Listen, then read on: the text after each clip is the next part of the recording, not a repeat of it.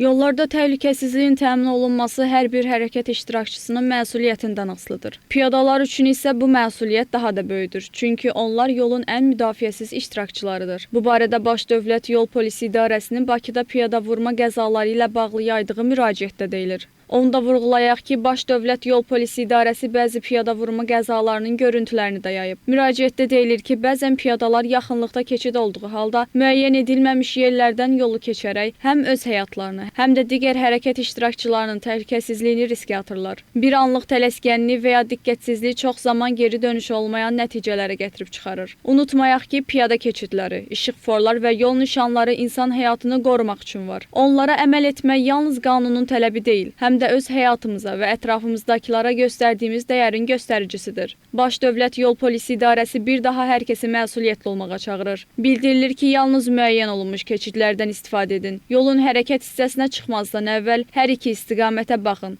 Ehtiyatı əldən verməyin.